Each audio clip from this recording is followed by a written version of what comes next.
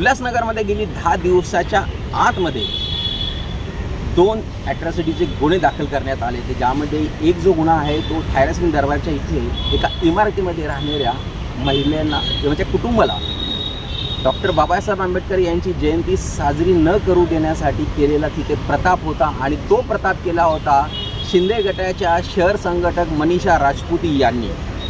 त्यांनी तिथपर्यंत न थांबवता तिथे लाथ्यांनी बुक्यांनी देखील हाणामारी केली आणि सोबतच डॉक्टर बाबासाहेब आंबेडकर यांची प्रतिमा खाली पाडून त्यांना तुडवण्यात आलं. सोबतच एका महिलेच्या हाताचा चावा देखील घेतला आणि तिचं बोट देखील तोडण्यात आलं.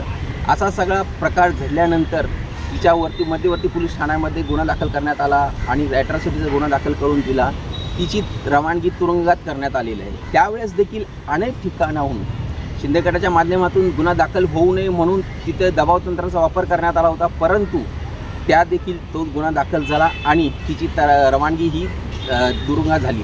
दुसरी जी घटना आहे ती उल्हासनगर कॅम्प नंबर 1 मधील चोपडा कोर्ट येथील एक घरात घरकाम करणारी जी एक महिला होती, त्या महिलाला जातीवाचक शिवीगाळ करून तिचा विनयभंग करण्याचा प्रयत्न केला गेला होता आणि तो देखील प्रताप होता. हा भारतीय जनता पक्षाचे माजी नगरसेवक राजेश वदरिया यांच्या पुतण्याच्या माध्यमातून त्या देखील प्रकरणाला दाबण्यासाठी 3 दिवस दबाव तंत्राचा वापर केला गेला होता, परंतु उल्हासनगर शहरातील पोलीस प्रशासन ही अत्यंत चोख काम बजावत आहे.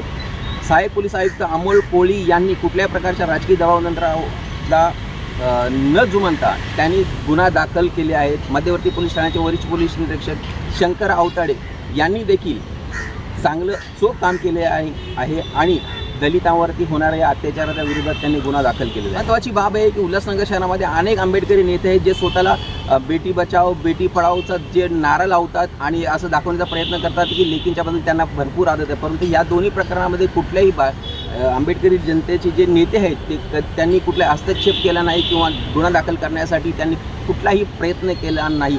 त्यामुळे आता तळागाळातील जे बहुजन समाजातील महिला आहेत त्यांनी विचार करणं अत्यंत गरजेचं आहे की आपण कुणाच्या पाठीशी उभे आहोत.